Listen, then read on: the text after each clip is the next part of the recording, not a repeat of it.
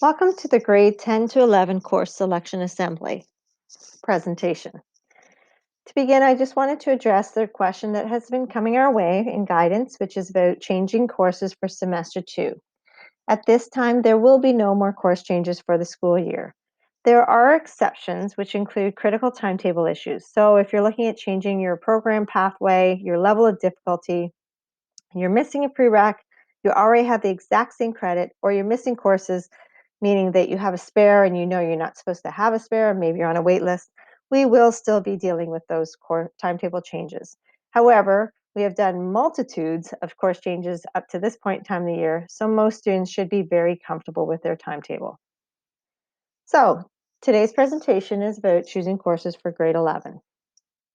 When you're looking ahead to grade 11, you need to be thinking about after grade 12. We talk about 4 possible pathways after grade 12: apprenticeship, college, university, and workplace. And yes, you do need to be thinking ahead, thinking about those courses that you're going to take in grade 12, which are going to impact your future pathway, and know that the courses you take in grade 11 impact the courses you can take in grade 12. So when we talk about areas of interest, it's important to know that there's a full range of employment opportunities. So I'm using science as the example. Someone who's interested in working in the area of science because that's a strength, an interest for them, can look anywhere from a 4 to 6 year university degree all the way across to on-the-job training. These all include science within their everyday lives. Similarly, social work, again, students often think it's a postgraduate degree after your first university degree, and in fact it is. You can do a master's in social work. However, there are the full range of opportunities to work in the area of working with people around understanding um, people, human behavior, psychology, sociology, and helping people. We know that to get your high school diploma, there's a list of compulsory courses. The list is here in the presentation. It's also on our course calendar on the Central Peel website under Student Services. At this point in time, moving into grade 11, you need to be making sure you're completing group 1, 2, or 3. Most of you will have already completed 2 to 3 of these options without even realizing you're doing it. But the way to make sure is to check My Blueprint and see if you have completed group 1, 2, and 3. The additional requirements for graduation are the successful completion of the grade 10 literacy test and your 40 hours. When talking about 40 hours, we want to remind you, what does community service mean? Community service indicates that it's service in a nonprofit organization. I do use a couple examples of here where the organization does profit and you may be displacing a worker by simply volunteering there. That is not appropriate for your volunteer hours. It is not nonprofit. When thinking about post-secondary, you want to think about your planning beyond high school. And these are the best sites to be checking out: Ontario University's info.ca, ontariocolleges.ca, apprenticesearch.com, and if you're thinking about outside of Ontario or Canada, you're going to be researching on your own. I'm going to switch screens here so you can quickly see.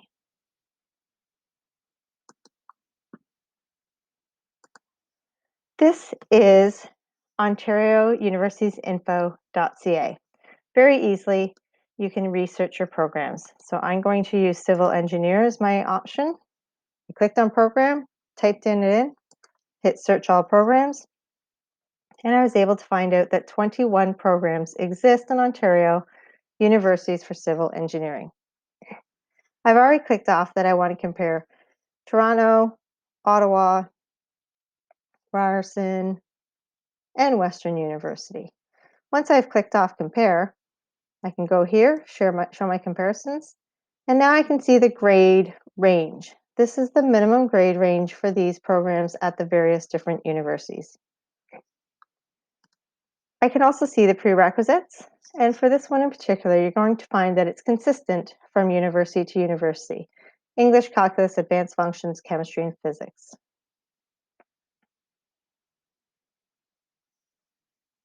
The other thing that you can check out is if you click on civil engineering at the top here for University of Toronto, sorry, now we get some specific information about University of Toronto, including their requirements, AP admission information, if there's any additional requirements, language requirements for our ELL or ESL students, and you can click on admissions and find out about failed and repeated courses and how they accept students. And then you can go one step further, go to the university website or the program website, and it's going to take you to University of Toronto's engineering website where you can learn even more about their program. Here is the Ontario Colleges.ca website. Very similar to the Ontario Universities. You can click on programs, type in a program. I'm putting in nursing. And all the different practical nursing programs will appear on the page. There are many pages, it will go on and on. But if I want to look at practical nursing at Centennial, I can click on the website. And here I can get more information. On this page is where I'm going to find the information for admission requirements, what is required for me to be accepted into the Centennial College nursing program. And ApprenticeSearch.com. Many students are not familiar with apprenticeships. So you can learn more on this website, including all the different trades. So here we can see the 4 different trades areas: construction, industrial, service, and motive power. Construction, just for example, will pull up many different occupations. And once you see them, you can hit more. You can go and find out more about that occupation. So let's do carpenter. And here it gives you a lot of information about the role of a carpenter, the wage, and all the information you need about getting connected. So these are invaluable websites to help you do your destination planning. Now, for grade 11, there are changes from grade 10 courses. Open remains the same. Workplace preparation is introduced in grade 11. A student who's taking workplace preparation likely took locally developed in grade 9 or 10. College preparation, again, likely took applied level in grade 9 or 10. University preparation likely took academic or grade 9 in grade 9 or 10. And M, college/university preparation. Students moving from applied or academic can take university college prep courses, which are indicated with an M. All of these are the indicating letter in the course code. So for example, college level English will be ENG 3CO. University level English will be ENG 3UO. In grade 11, the only 2 compulsories for every grade 11 student are English and math. But you may also need your group 1, 2, or 3 course, so you need to check My Blueprint to determine if you need to complete those group 1, 2, or 3 courses. For regional programs, AP, we had a presentation back in December. Remember, it's totally up to you how many AP courses you take. You can take 1, 2, 3, or more AP courses in grade 11. Strings, you need to be choosing the AMS and AMO courses, 3M, and then asking your teacher for some direction on whether you're taking level 3, 5, 6, or 7. If you're doing both strings and AP, combine both of those columns. You still need to make sure you're fulfilling your compulsory courses for your diploma, which include your grade 11 English and math, and any of those group 1, 2, and 3 courses. So, how do you choose courses for grade 11?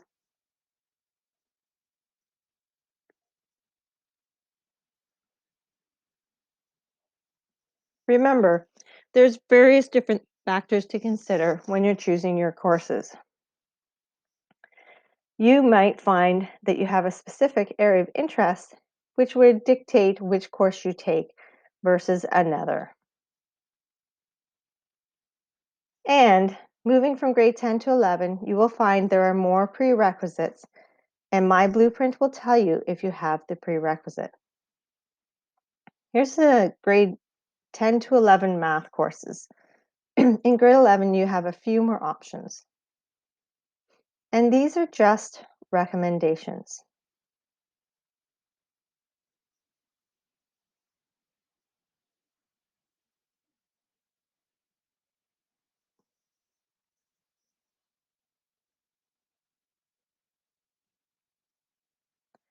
So just to point out, these are recommendations. They're not hard and fast rules. But the red um, arrow here indicates this path is considered a difficult one. Moving from applied math to mixed math, or the university/college math, is a challenge. And we want you to take it seriously if you're considering making that move. You're talking to your teachers, your parents, and making sure that it is required for your post-secondary destination. One thing you can know is that the 3M math does lead to data management in grade 12 university level math. So some students will be looking to make that move so that they can take data management, or statistics as it's called, in grade 12. English, this is a simple flow chart that you can find in Chart Your Course. Chart Your Course, again, is the Common Course calendar found on Student Services at Central Peel. It's also on our main page at Central Peel.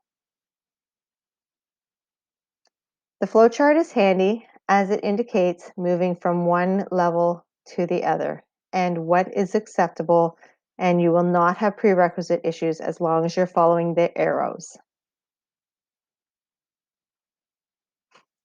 Co-op is brand new in grade 11. We do see more students take the 4-credit co-op in grade 12 and more students taking the 2-credit co-op in grade 11. So let me just explain. Cooperative education allows you to earn credits while going to work. It's really about a work experience, getting out of the school and doing something different. You're going to develop those job-related skills, exploring possible occupations, where you're thinking of going after high school. It's a great opportunity. Now, the 4-credit co-op is an all-day, all-semester program. So traditionally, you will be out of the school majority of the time in your workplace, but earning 4 credits. For SHISM students, we have the co-op 2-credit co-op, which will generally take place semester 2. It will be in the afternoons, and you'll be out every afternoon at a workplace earning 2 credits. So we are pleased to offer a business specialist high skills major. In the business special high skills major, you will be focusing on business studies and doing some additional certifications throughout grade 11. You must take 2 grade 11 business studies courses, and BDI 3C is one of the compulsories. So that's entrepreneurship is a compulsory anchor course for the business SHISM. You need 1 math course, and then you need to complete your 2-credit co-op. Traditionally, students will do a 2-credit co-op in grade 11. You could do 4-credit co-op in grade 12. And it has to be completed at Central Peel, not to be done in the summer. We also offer the Athletics and Healthy Living SHISM. Here, a student is going to, similarly to business, they're going to be applying. And then they're going to be choosing the appropriate courses, which include 2 grade 11 sports-related or health-related courses. It's a wide range. 1 other course from the list on the application, a math course, your 2-credit co-op for grade 11 or your 4-credit co-op for grade 12. And again, those are completed at Central Peel. And you'll be doing additional certifications.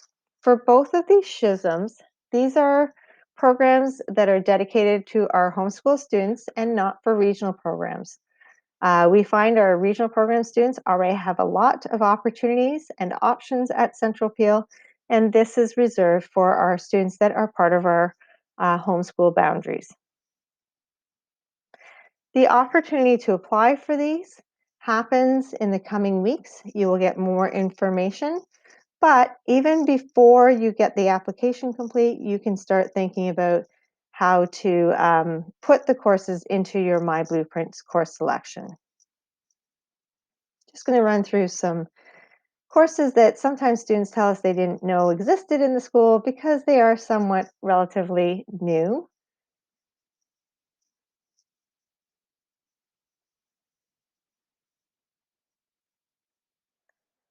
So there's a wide range, and I'm hoping I've got all the relatively new courses. But basically, you should be spending time on My Blueprint, looking around at all the different areas of interest, checking out all the courses that are available to you. Things to think about. Um, we have a thing called full disclosure in Ontario, and what that means is all of your grade 11 marks will be forwarded to universities and colleges, and they will be able to see both grade 11 and grade 12. You need to think about those compulsory subjects, making sure you're getting all your compulsories done by the end of grade 11, including group 1, 2, or 3. The exception, of course, will be your grade 12 English, and that will be completed in grade 12. There is no prerequisite for the arts courses that are coded 300. Sometimes My Blueprint gives you a message that's inaccurate. So 300 is a course for a student who has never taken the course before. So for example, photography, visual arts 300, that's for the students who have never taken visual arts in grade 9 or 10, or drama has the 300 level course as well. So think not only about the courses you require, but also things that you like to do, things that you enjoy, and how you can broaden your experiences. A couple myths. Universities do not care whether you have extra college, open, or workplace credits on your record. So for example, if you really like taking phys ed and you want to take phys ed next year, or you're going to explore some of those business courses or fashion courses that are at the college level, that is totally fine. The universities do not hold that against you in any way. However, you must be planning that in grade 12, you're going to hit your 6 grade 12 U or M courses to be able to apply to an Ontario university. You can also research your prerequisites for university and college. For example, many programs do not require grade 12 math. So if you're researching a program, you find you don't need grade 12 math, you can start making that plan in My Blueprint. However, there are some programs in Ontario that require 2 maths, and you'll be having to work that into your plan. So course selection is an online process. You will be applying through your BYOD page, and you can start planning now. You can only submit once, and we will open the website today until January 25th only. That's 2 weeks to choose your courses. Do not click the submit button until you're absolutely certain you have chosen the courses you want. And once you do hit submit, you'll have to follow some instructions. After that, you'll be locked out. In late February, you will be given the opportunity to reconsider some of your courses through a verification letter, which will come by email. So here's the process. BYOD, click on My Blueprint, go to high school, and once you click high school, that will take you to your high school planner. Here is the blue box around grade 11. These are the courses you're going to submit. You can see English and math are your only compulsories. Everything else is optional. And once you've put them all in, it will look like this. If you need to change any, you can click on the 3 dots and you'll have the opportunity to change them. Of course, this is before you hit submit. And then once you do hit submit, you'll be taken to this page. Review your details, make sure there's no issues, click submit. And this is new this year. You will be prompted to enter your parent guardian email because they are required to approve your course selection. This is a new process this year, so make sure you get their email correct. we will be able to run a report at our level to make sure that the parents have, our guardians have approved the course selection. This sign-off sheet will pop up. You do not need to print it off, but you may wish to keep it for your records. We do not require it to be signed and submitted. We're asking you to take some time, talk to your parents, maybe talk to your teachers, read the course description on my Blueprint. When you click on the course, you can get all the details about the course. If you have difficulties accessing, make sure you email your guidance counselor. And remember, the January 25th deadline is important. Sometimes we do have waitlists for courses in the future year, and it could be possibly determined if you end up on that waitlist based on when you choose your courses. Do not rush, make the right decision, but definitely complete before January 25th. These are your final reminders. In grade 11, you need to choose 8 courses. You must have the proper prereqs, and the course selection opportunity exists from now until January 25th. After today, you're going to receive an information sheet, which is going to be emailed to all grade 10 students. It reviews the compulsory courses for grade 11 and reminds the dates and processes. And we just wanted to answer a few questions we usually get. So, what happens if I fail the literacy test? Can I take a course instead of writing the test? So, we are hopeful that the literacy test will run this spring. We are waiting for the ministry to make final decisions around that. Do not stress. It's not your problem. It's not something you need to stress about. If it happens, we will make sure it works for you. If you're unsuccessful on the literacy test, then you can actually either rewrite the test in grade 11, or you can sign up for the course, the literacy course in grade 12. You cannot go directly to the course. You have to attempt the test at least once. Some people are asking about volunteering and recognizing that places are closed. Peel Board has posted some virtual opportunities on their job board, and we have posted it on our Google Classroom for guidance under volunteer. So if you're comfortable, if you're interested, you can do some of those virtual opportunities. We're trying to assure students that they don't need to stress about going out and volunteering in the community at this point in time. Only do what is comfortable. Should I choose SHSM courses in co-op if I have not been accepted into SHSM yet, but I do want to apply? So if you haven't completed the application at the time that you're submitting your My Blueprint courses, definitely submit the courses you require and then follow up with the application process. Can you take a spare in grade 11? Generally, we don't recommend it. We want students to be taking 8 courses in grade 11. However, some of you may have taken summer school between grade 9 and 10, or you've taken summer school between grade 10, or you're planning to take summer school, this summer between grade 10 and 11. That means you are eligible for a spare in grade 11. Will my grade 11 marks count towards me getting into university? So we're going to talk about university specifically. Universities do offer early conditional acceptances, and those acceptances are usually based on grade 11 marks. However, ultimately, your final acceptance, your firmed up, complete acceptance to a university program will be based on your grade 12 marks. So again, we ask you to take your time to plan wisely, spend some time looking around all the courses, and make sure you submit by January 25th. Thank you very much for listening to this presentation, and have a good day.